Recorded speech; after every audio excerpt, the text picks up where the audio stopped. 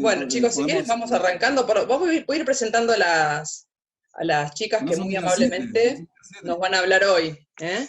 Les cuento de Josefina Carro Arias, es una médica psiquiatra, egresada de la Universidad Austral. Ella hizo su residencia en el Hospital de Clínicas, residencia de psiquiatría, ¿verdad?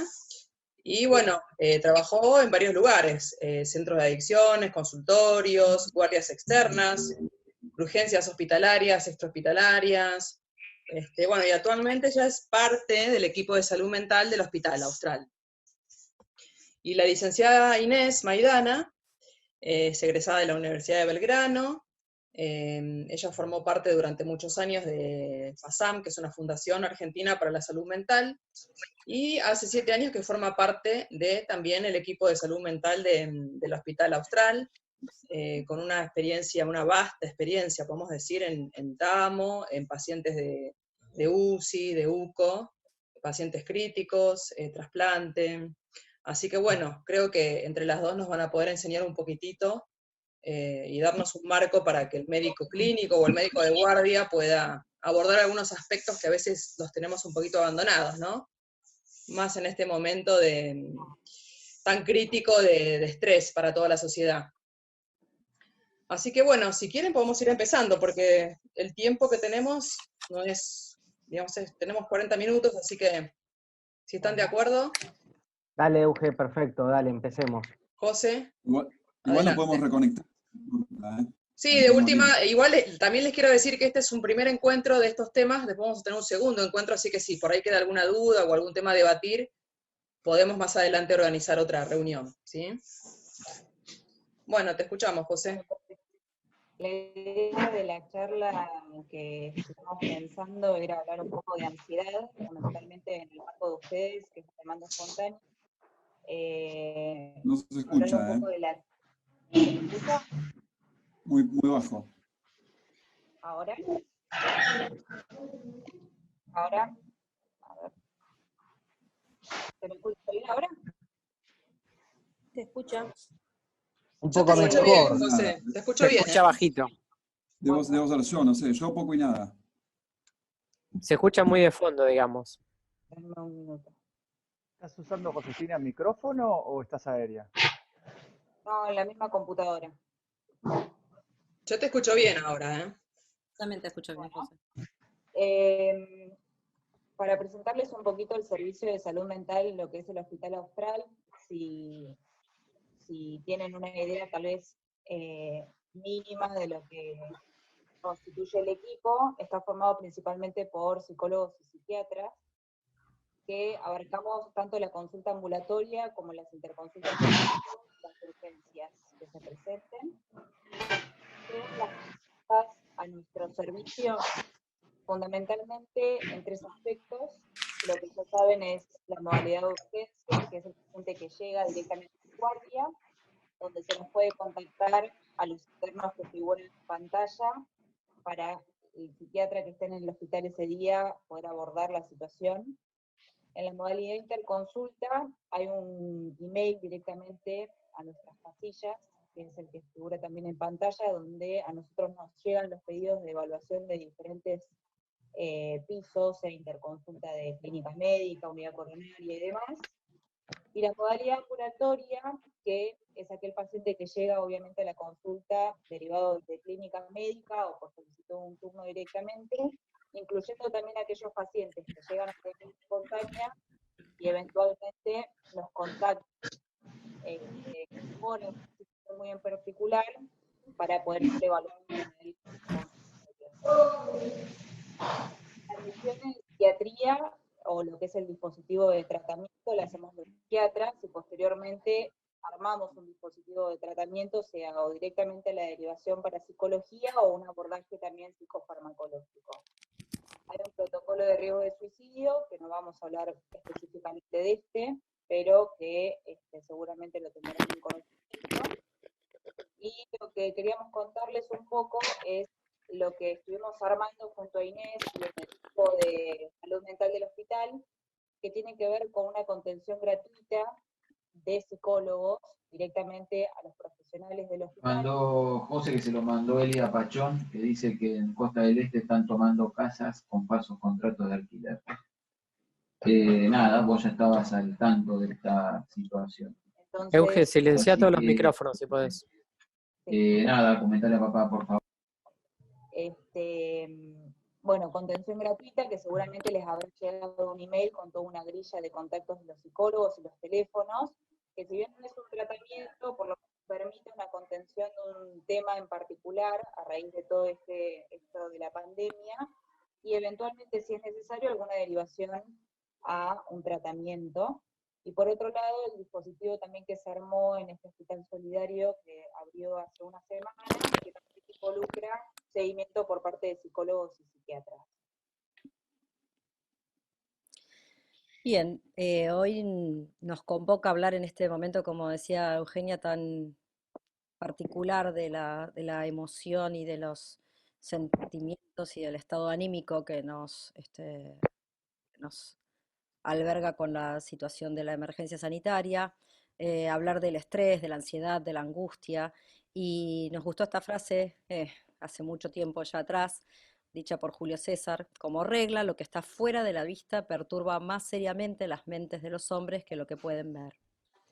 Esto está en relación con lo que vamos a hablar hoy, de lo que está presente en la clínica de un paciente, en lo que el paciente manifiesta, en la clínica física del paciente, y también en la clínica que está en el estado anímico del paciente, que tiene, como nosotros decimos, una clínica psicológica.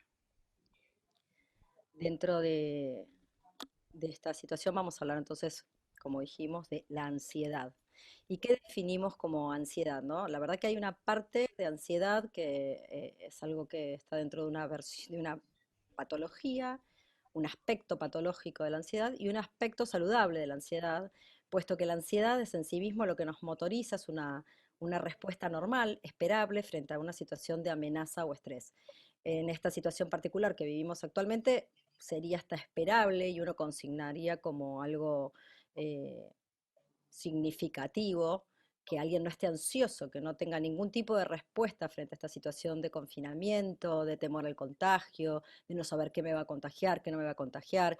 Y en lo que es la consulta por demanda espontánea, el paciente en general viene con un síntoma, que después ese síntoma va a estar corroborado por una clínica fisiológica que justifica ese síntoma o no, pero va a haber una respuesta ansiosa porque el paciente tiene como dijimos, una respuesta ante eso que le está sucediendo.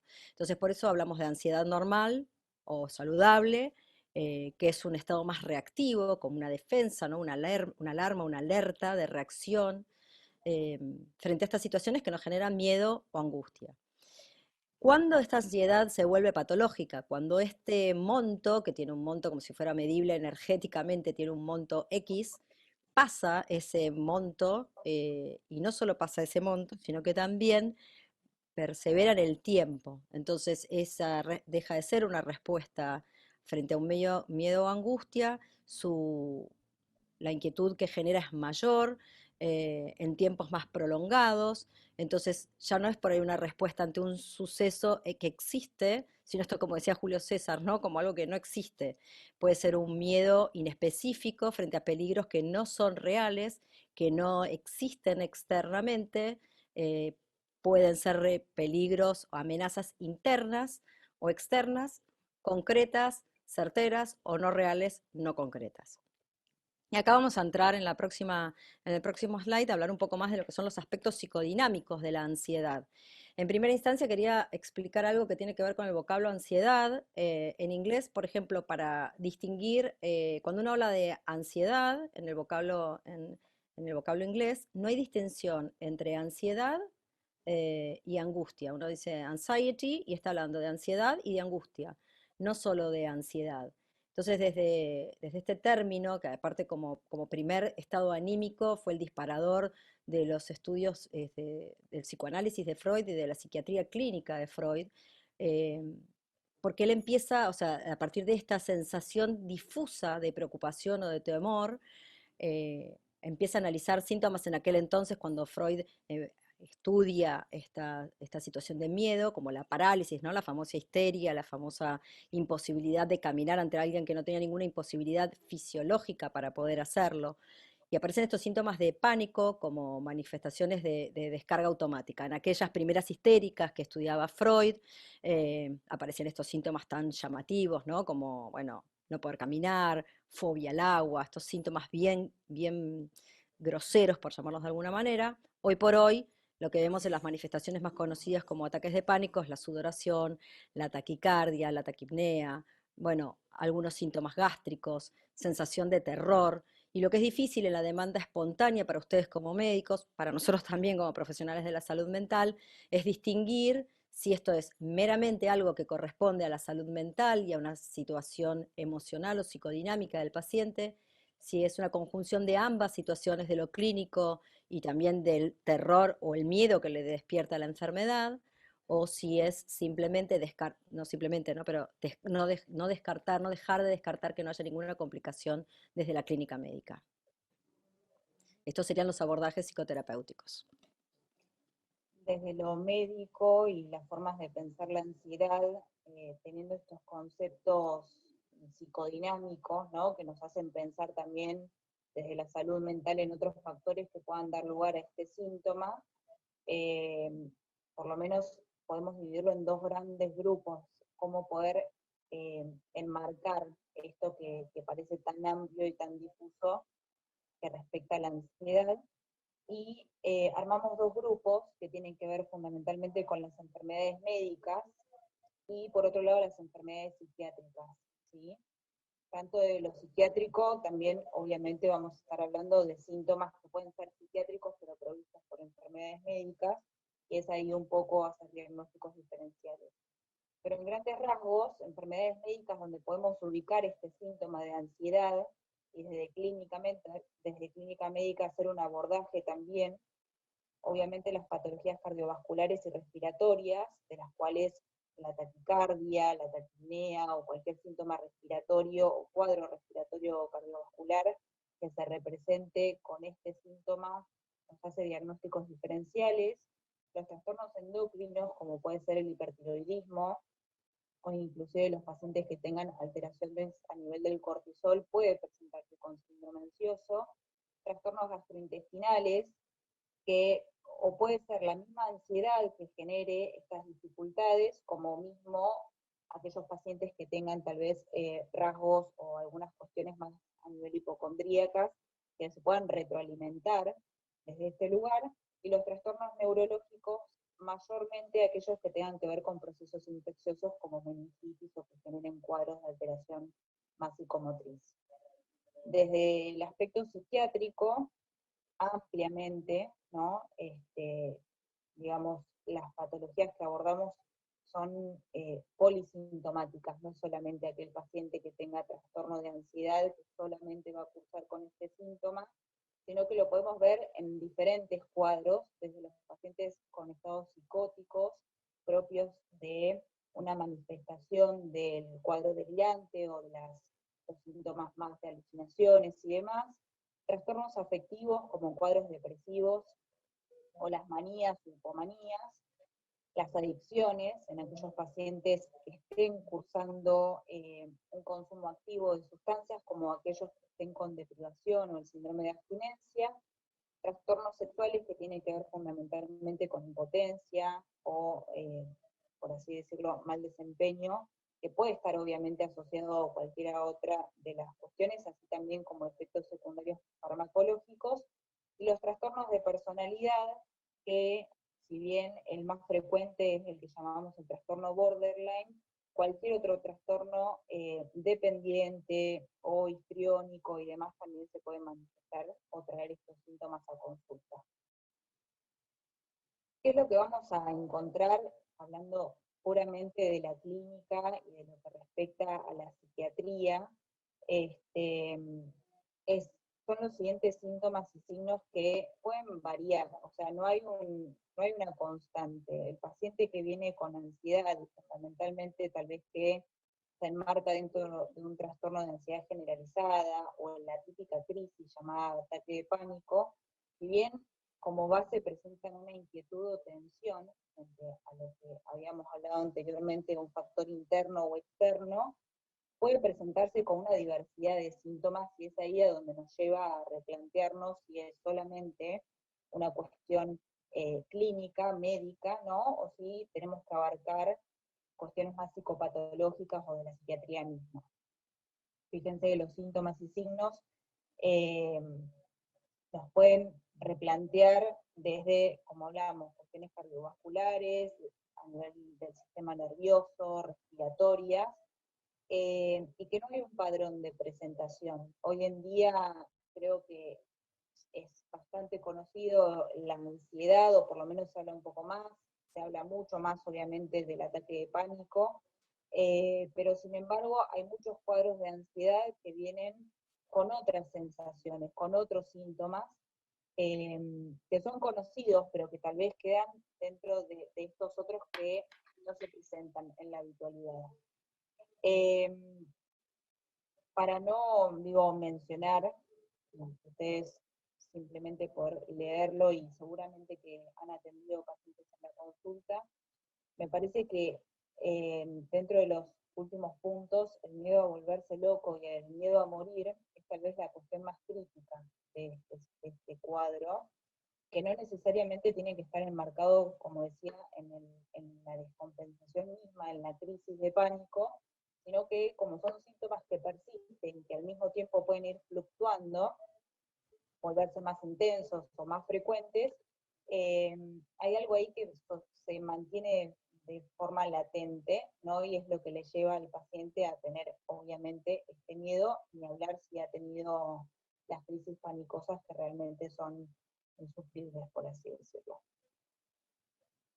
Nosotros, la clasificación en general, en lo que es la salud mental, los cuadros clínicos, las enfermedades psiquiátricas, por una cuestión, social también en algún punto de estigmatización, nos manejamos con el DSM-4, la clasificación que se va renovando, y que nos permite a nosotros, dentro de una clínica, poder darle un encuadre diagnóstico, ¿no?, a los pacientes que atendemos.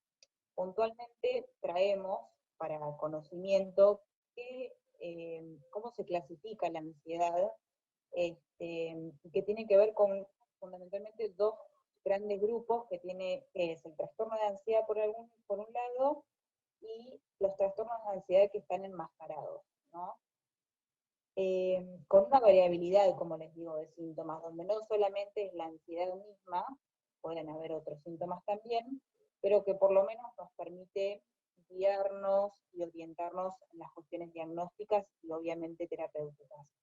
Dentro del grupo de los trastornos de ansiedad, el ataque de pánico o crisis de angustia, el trastorno de ansiedad generalizada, los trastornos fóbicos, obsesivos compulsivos y los adaptativos, ¿sí? Y dentro de los que llamamos ansiedades enmascaradas, tienen que ver más con los cuadros psicosomáticos y somatomorfos, que me parece, más allá de las grandes descompensaciones, es algo que tal vez desde la clínica médica es interesante tenerlos en cuenta y planteárselos, ¿no?, como diagnósticos diferenciales, fuera de esto que cae redundante y tal vez en modo de posible diagnóstico, como es la histeria misma, ¿no?, que lejos están los pacientes habitualmente de ser histéricos, ¿no?, desde nuestra percepción. Brevemente, lo psicosomático lo vemos fundamentalmente en trastornos funcionales u orgánicos, ¿no? O sea, donde realmente hay un síntoma orgánico que puede estar desencadenado por un factor o algo patógeno, desde la psiquiatría misma como desde lo psicodinámico. Y los somatomorfos, cuando a pesar de haber hecho un montón de estudios de toda índole, persisten algunos síntomas, ¿sí? Pero no hay una cuestión orgánica que nos pueda orientar, ¿sí?, a un diagnóstico clínico y por lo tanto su tratamiento.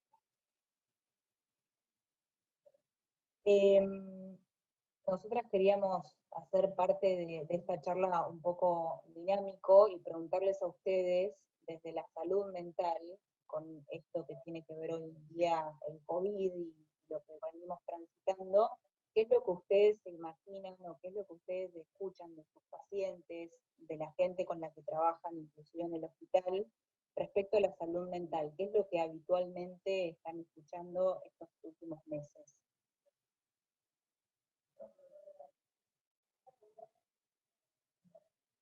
Si alguien quiere compartir algo en particular o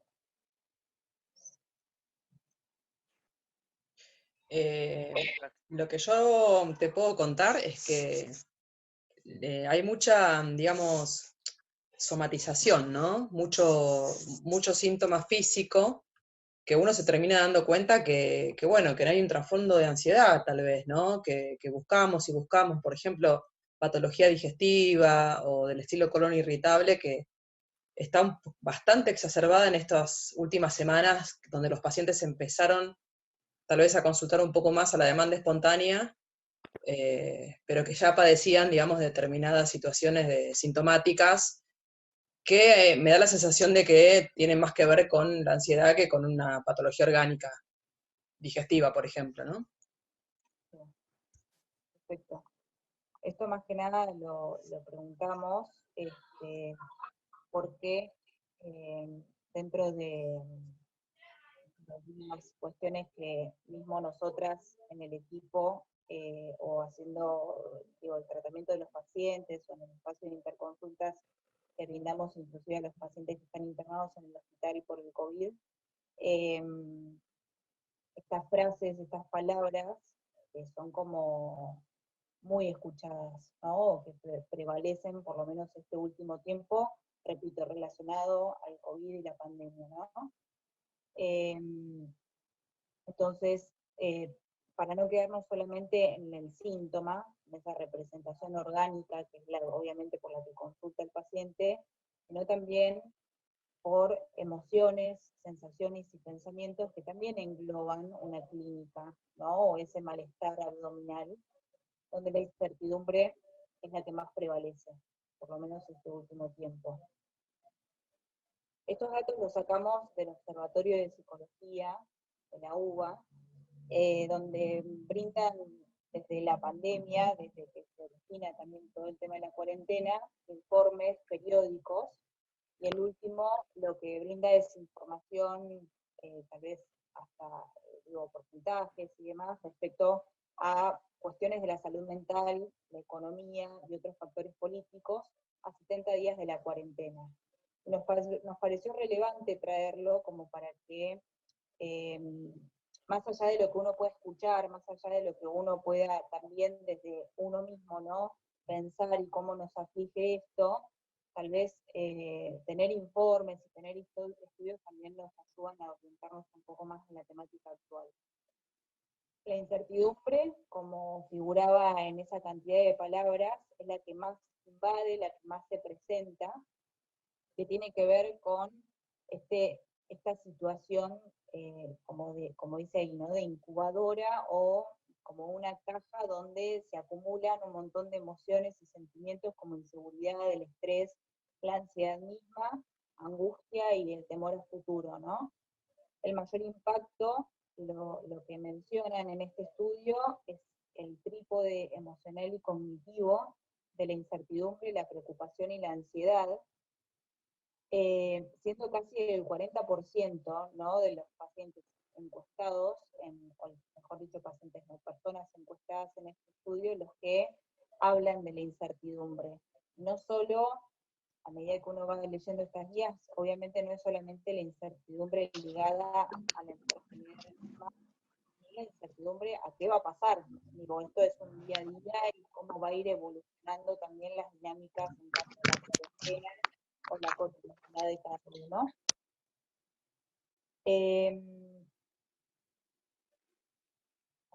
Perdón. Y otra de los síntomas o de las menciones es el miedo, ¿no?, y la depresión, que nos pareció interesante. Un poco más adelante les mostramos un gráfico en esta variabilidad que les había mencionado en un momento respecto a las patologías psiquiátricas que son polisintomáticas. A veces uno se queda solamente con la idea de ansiedad, ¿no? Y muchas veces, mismo los cuadros depresivos cursan con síntomas de ansiedad, entonces nos pareció importante como hablar puntualmente de ese tema. Los estratos sociales obviamente más vulnerables a esta situación, la clase media o media baja, y en un rango de 18 a 29 años de acuerdo a estas encuestas.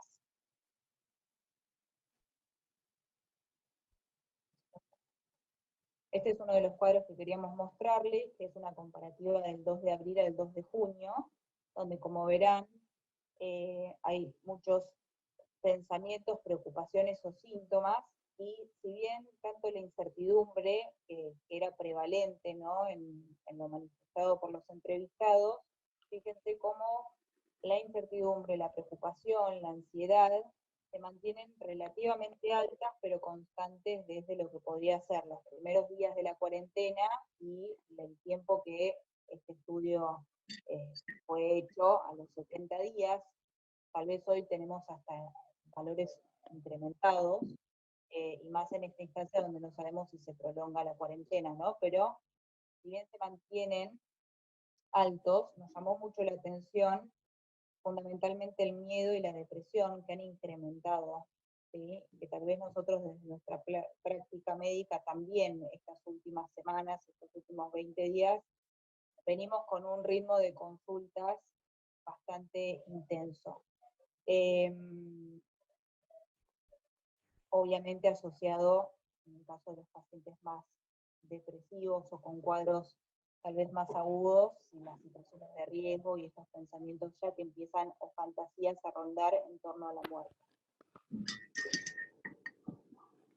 Bueno, nosotros al principio les dijimos que queríamos que esto fuera una charla en la que pudiéramos participar todos, y queríamos no solo presentarles los datos que nosotros manejamos y cómo nos manejamos, sino también mostrarles y presentarles cómo abordamos terapéuticamente a un paciente, ¿no? En general, el paciente con estos malestares, como mencionó Eugenia, malestares gástricos, concurre al médico clínico. Raramente va a haber ido a un psicólogo o a un psiquiatra previamente, y en general, cuando el clínico lo deriva, el clínico o el médico que lo atiende, lo deriva a salud mental, tiene sus reservas, porque está esto que habíamos dicho de como, bueno, yo no estoy loco, o el temor a volverse loco. Siempre hay como esta tendencia a rechazar que esto sea una dificultad de aspectos relacionada con aspectos emocionales, y que realmente tiene una etiología somática. Si bien muchas veces la tiene, ¿no? Y hay que, como dije al principio de esta presentación, descartar desde ya que no haya ninguna de las características que describió la doctora Carro, de las complicaciones que puede haber desde lo clínico, y que sí esté provocando además esta otra sintomatología ansiosa. En general, cuando no encontramos algo que nos justifique desde los chequeos clínicos el dolor o la situación que trae el paciente, uno tiende a decirle que no tiene nada. Al paciente se le dice, bueno, todos los estudios están bien, no tiene nada, puede volver a su casa. En general, nos encontramos con pacientes que vienen girando de médico en médico, fueron al gastroenterólogo, fueron al cardiólogo, fueron al endocrinólogo, y así van rebotando de consultorio en consultorio, esperando que alguien le diga que tiene algo y que no está loco. Cuando el médico le dice usted no tiene nada, en cierta manera uno está confirmando más esta idea de que está loco, y en sí mismo disparando la angustia, la ansiedad, el temor. Lo que es interesante, que es lo que nosotros hacemos desde nuestros consultorios psi, tanto desde la psiquiatría como desde la psicología, es encontrar la correlación que existe entre este síntoma que el paciente trae y los episodios vitales por los cuales está siendo atravesado, la coyuntura que rodea a esta persona que viene a consultar. Primero, obviamente, instruir, ¿no?, qué es lo que le pasa, no solo que no le pasa nada, o por qué le decimos que no le pasa nada, o con qué tienen que ver estos síntomas, teniendo en cuenta cuáles síntomas corresponden claramente a una cuestión ansiógena o cuáles corresponden a otra complicación de la clínica del paciente, ¿no? Educar al paciente, no solo decirle no tiene nada, sino que educarlo en estos síntomas. Encontrarle, como les dije, la consultura como una explicación, ¿no?, de por qué le está pasando lo que le está pasando. Lo que es importante es que si nosotros seamos mediadores, como facilitar que el paciente se pueda expresar, que pueda contar qué es lo que le pasa. Por supuesto que la demanda espontánea y la consulta al médico no es un espacio psicoterapéutico, ni pretendemos que sea eso, ¿no? Pero sí que el paciente se sienta entendido y explicarle, ¿no?, cuál es la complementariedad entre los estudios o la clínica que ustedes hayan observado de su paciente y por qué consideran que tiene que haber una orientación o una derivación, algún dispositivo en salud mental. Algunas cosas como qué decirle y qué no decirle al paciente, ¿no? Que decirle, por ejemplo, bueno, que lo comprenden, que entienden que este dolor está, que no descreen de su dolor precordial, por ejemplo, pero que no hay por suerte, no hay algo en sus estudios, en su electro, en sus enzimas o en su laboratorio que esté haciéndonos pensar que el paciente está con una patología cardio, pero sí que no obstante algo tiene. Es importante reafirmar al paciente que algo tiene, porque por algo vino, y es como, no sé, irse de un lugar habiendo comprado algo y cuando uno llega a su casa abrir la bolsa y no tener nada, ¿no? Esperamos que haya algo, o sea, tenemos que tener una respuesta en la que el paciente se sienta comprendido. Entonces, esto de decirle, usted no tiene nada, es medio raro, porque si no tiene nada no estaría ahí. Orientarlo, educarlo en sus síntomas y hacer la derivación correspondiente para que no impacte, como la derivación, como dije anteriormente, que la derivación a salud mental es una derivación porque está loco, sino que es una derivación que necesita para poder encontrar una respuesta a qué es lo que le pasa y que sí algo tiene.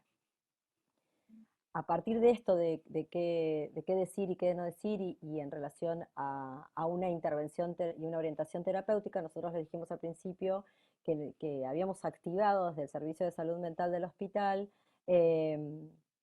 una orientación que le damos a los profesionales que trabajan de todos los servicios del hospital, como una primera ayuda en psicología, que no es que nosotros les estamos dando un dispositivo de atención terapéutica a quienes nos consultan, sino que los estamos ayudando y orientando en esta cuestión de ansiedad o de angustia que el consultante trae cuando nos llama. En primera instancia, entonces, lo que hacemos es observar, escuchar y conectar a la persona que consulta con lo que está trayendo a su consulta y nosotros conectarnos con esto que nos está diciendo. Por supuesto que va a variar, por eso les decía que ustedes como médicos que asisten a la demanda espontánea de sus pacientes no van a hacer un abordaje en psicoterapia y no es lo que se pretende, pero sí estar atentos a, por ejemplo, ayudar a tranquilizarse, ¿no? A que ese paciente se tranquilice. Hablarles con un tono de voz tranquilo, suave. Si es posible, mirar al paciente. Muchas veces pasa que por ahí estamos completando los datos de la historia clínica, el PECTRA, bueno, si vimos tal o cual análisis, y no miramos al paciente, ¿no? Tener en cuenta que estamos hablando con una persona que seguramente está asustada, que seguramente tiene miedo, que por ahí está asustada por el contexto y por la realidad actual que nos toca vivir, y nuestra intervención es una intervención que solamente con una mirada, aunque sea a través del barbijo, de la máscara y de todo esto que hoy nos hace contactarnos con cierta distancia con los pacientes, pero que igual trascender todo ese aparataje que tenemos puesto y poder conectarnos con ellos. Reforzar obviamente los hábitos sanos cotidianos, ayudar a esto que estamos haciendo tanto hincapié, que se hace tanto hincapié desde todo punto de vista de comunicación, pero volver a reforzar esto, ¿no? Que el paciente tenga una alimentación sana, una buena hidratación, que esté descansando, que no haya alterado todos sus ritmos de vida, más allá de todo lo que nos haya alterado el confinamiento y la emergencia sanitaria, que se pueda contactar con lo que le hace bien, con los hábitos que por ahí perdió y que lo mantienen conectado a su salud emocional, y que esa salud emocional lo va a ayudar también a alivianar esta sintomatología con la que el paciente asiste y acude a su consulta médica. Bueno, obviamente descontamos que uno va a hacer estas preguntas que son de la clínica, como qué está pasando con sus hábitos de consumo en cuanto a tabaco, alcohol, otras sustancias, si está abusando de alguna medicación que, un poco porque, bueno, me dolía, yo pensaba en esto del malestar gástrico, ¿no? El famoso, hay frases que tienen que ver con lo popular y que tienen un paralelismo en la clínica, ¿no? Tengo un nudo en la panza, la angustia trae este nudo en la panza, este dolor abdominal, y muchas veces también preguntar por qué hizo con este dolor, que si hay una medicación, si está tomando algo, si no está tomando nada, o sea, abordar un poco la totalidad de ese paciente que nos consulta. Y obviamente reforzar los vínculos sanos, ¿no? Que el encierro, que el COVID, que el confinamiento no nos lleve a quedarnos lejos de nuestros familiares, de nuestros amigos, de hacer la consulta que se puede hacer. Por suerte, bueno, ahora está bastante más internalizado los circuitos sanitarios saludables y no dejar de hacer la consulta que tiene que hacer.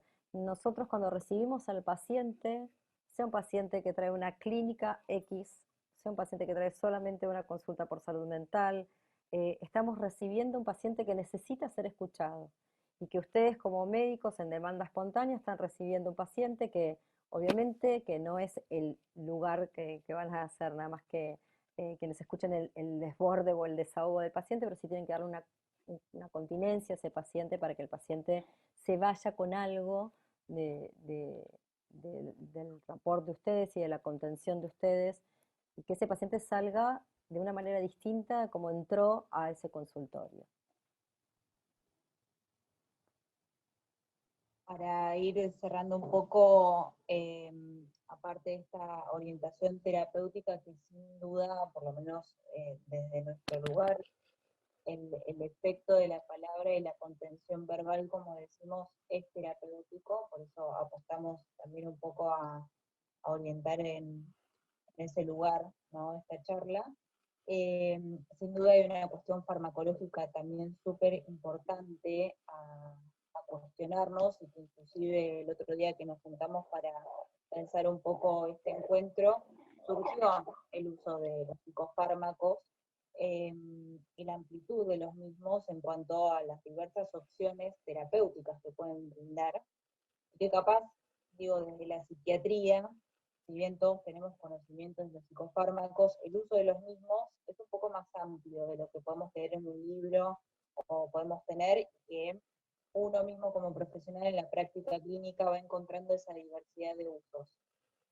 Me parece fundamental, como hacemos, digo, desde la medicina, todo paciente que recibimos, preguntarle qué medicación está tomando habitualmente este paciente, y tener en cuenta aquella opción, en el caso de la ansiedad y obviamente cualquier malestar orgánico, la posibilidad de que haya algo, más que nada este último tiempo donde la automedicación también se ha incrementado, esa posibilidad de que todo eso, ¿no?, que el paciente consigue o habitualmente toma, pueda ser una causa sintomática, ¿no?, de ansiedad o de alguna cuestión psíquica también.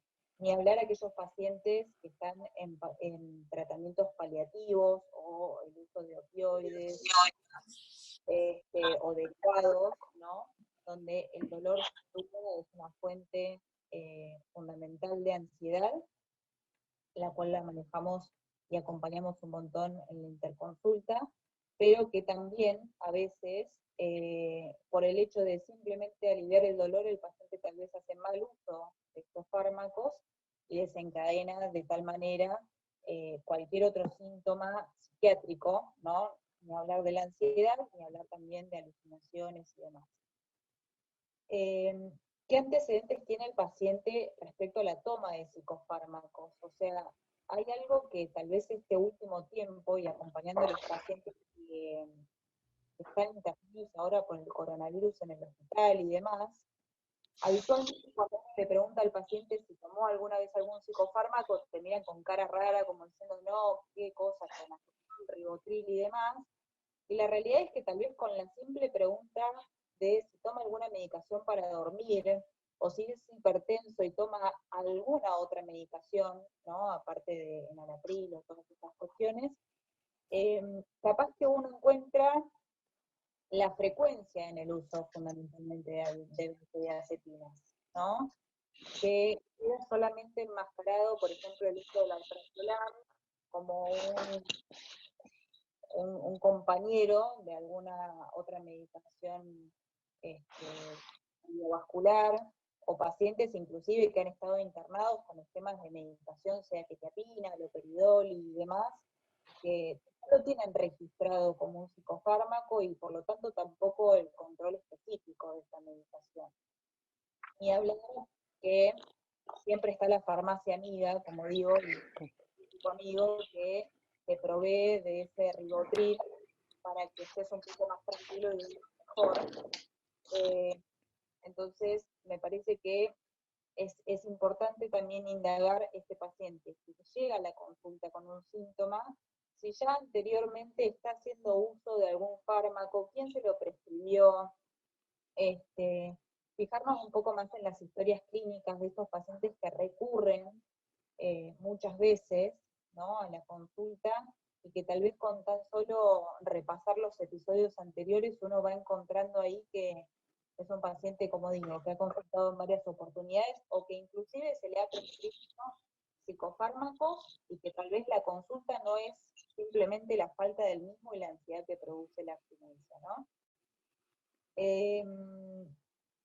Bueno, fundamentalmente el uso de benzodiazepinas como fármaco esencial, como ansiolítico, para el abordaje de la ansiedad puntualmente.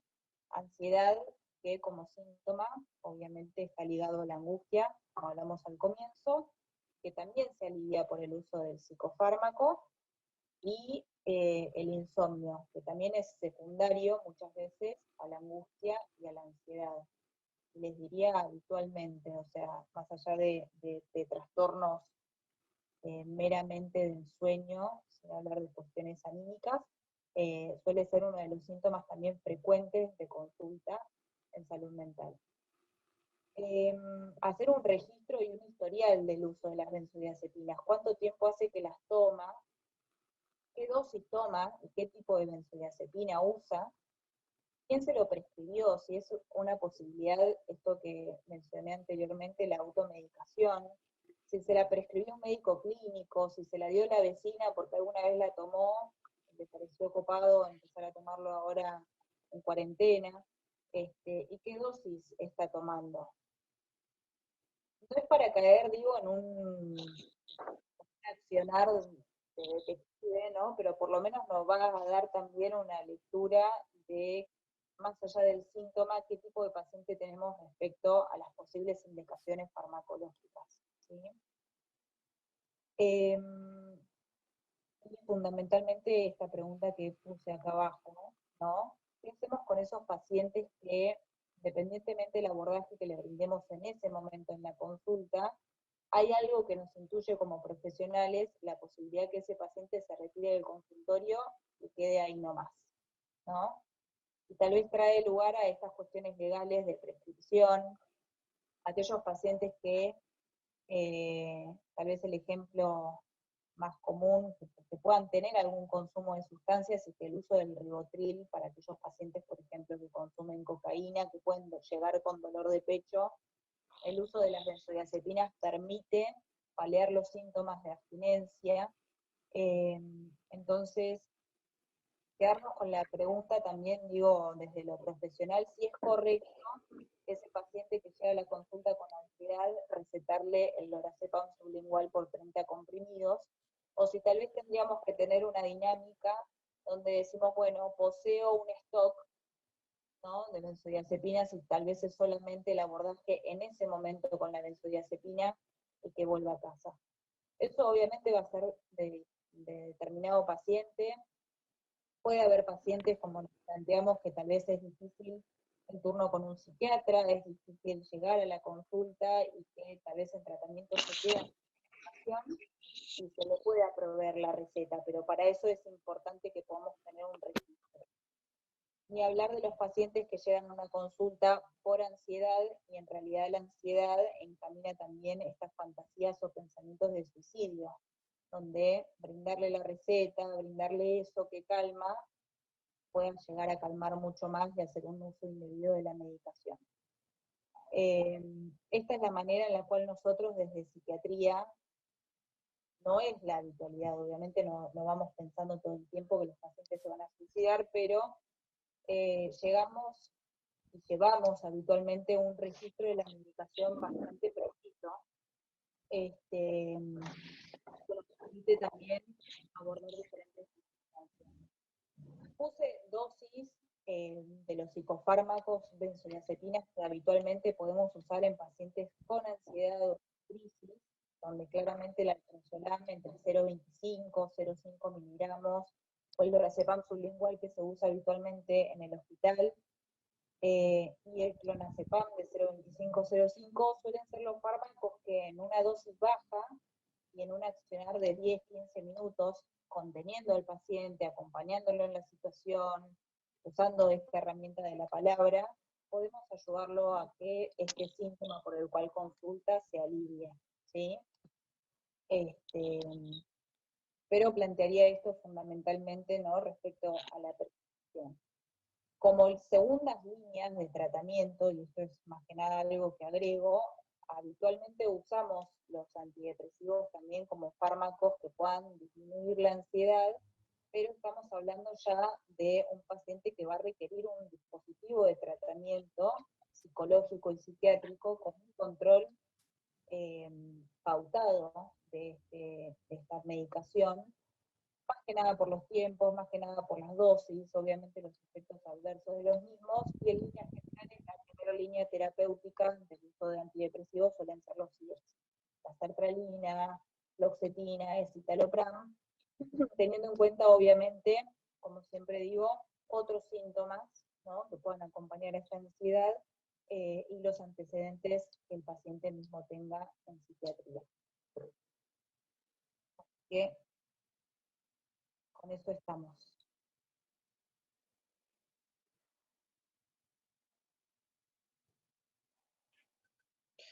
Bueno, José, Inés, la verdad excelente. Muchas gracias. Me gustaría escuchar un poco los clínicos que trabajan en la guardia, a ver cuál es la opinión, cuál es la sensación que tienen, ¿no?, con las consultas referido a los temas de ansiedad. ¿Qué me pueden comentar? No, yo quería preguntarle a Josefina. Hola Josefina, ¿cómo va? En realidad, la prescripción, vos sugerís dar una dosis a alguien que viene ansioso a la guardia, dar una dosis de alprazolam de 0,5 y esperar ese tiempo a bajar el nivel de ansiedad con esa dosis. Sí. Más el escucharlo, contenerlo.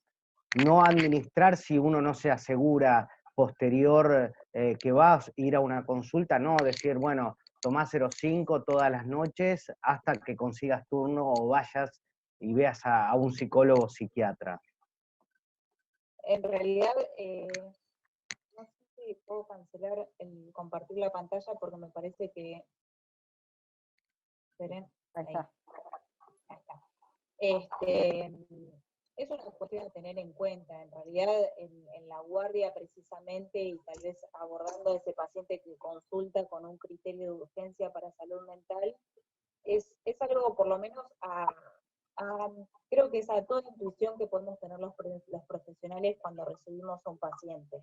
Que no solamente quede en la clínica y en eso que desespera y que en algún punto también hace que el médico actúe rápidamente y solamente prescriba, ¿se entiende?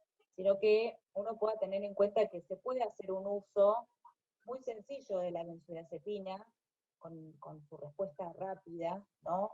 Tener ese control, brindarle esa calma al paciente en el momento, y que el paciente tenga, digo, la derivación correspondiente, así como derivamos tal vez a otro profesional, digo, al cardiólogo, ¿no? Si bien la salud mental es un poco todavía difícil de llegar para algunos pacientes, existe la herramienta. Entonces, uno no se queda solamente con que le prescribimos al paciente el psicofármaco, se alivió el síntoma, se fue a casa, sino que en realidad también le brindamos esa otra opción que sin duda va a ser mucho mejor que solamente darle la caja de medicación. José, y en el Hospital Austral, puntualmente, a veces nos pasa que no hay turnos o es difícil la articulación de la guardia con el servicio de salud mental. ¿Cómo podemos concretamente resolver esa situación o qué herramientas podemos utilizar para eso? Para que se articule mejor, ¿no? El tema de la derivación. A ver, para los pacientes hay una cuestión clara que tiene que ver también con las agendas, ¿no?, de profesionales, y esto creo que es en general en todas las instituciones, desde lo que venimos hablando de la salud mental y el lugar que tiene en la salud misma, ¿no? Eso por un lado. Pero por otro lado, para poder articularlo mejor, en el hospital siempre hay un psiquiatra. Capaz estamos más atareados o menos, pero esto que del paciente, si llega a demanda espontánea, tal vez comunicarse con nosotros facilitaría un poco esa orientación misma que tal vez en ese momento ustedes los ponen medios en aprietos, ¿no? Entonces, proveerle los internos o que ustedes tengan en cuenta eso, que siempre hay un profesional, tanto a la mañana como a la tarde, les permite tal vez decir, bueno, tengo este paciente, ¿qué información le puedo brindar? ¿O qué dispositivos usamos? Si es de Astra de Salud o si es de otra prepaga, quiere hacer un tratamiento o le interesa recibir más información, inclusive yo particularmente he recibido pacientes de la demanda. Digo, a veces está esa disponibilidad horaria como para acercar al paciente en tratamiento, aprovechar esa situación y ya después encararlo en tratamiento. El punto tal vez más importante es para aquel paciente que consulta habitualmente, ¿no? Que en reiteradas oportunidades llega a la guardia, y como usted dice, y yo lo he escuchado y nos reímos un rato, digo que ahí viene la H, ¿no? Y como que ya saben con qué viene y a qué consulta, entonces a ese paciente es el que hay que agarrarlo, por así decirlo, e incentivar la derivación en salud mental. Claro, y una derivación que sea efectiva, ¿no? Porque por ahí a veces el paciente mismo te dice que, bueno, que le dieron un turno de acá a 2 semanas, no solamente en el hospital, sino en varios lugares, de acá a 2 semanas, y el paciente está con un problema, digamos, urgente, por decirlo así, ¿no? Sin necesidad de que sea un intento de suicidio o una urgencia, digamos, florida, psiquiátrica, pero sí la necesidad de una consulta en los próximos días. Eso es lo que yo veo que es difícil de conseguir muchas veces, ¿no? Y uno termina cayendo en la receta, que quizás a veces está mal, ¿no? En el recetar un psicofármaco sin tener después un seguimiento de ese paciente.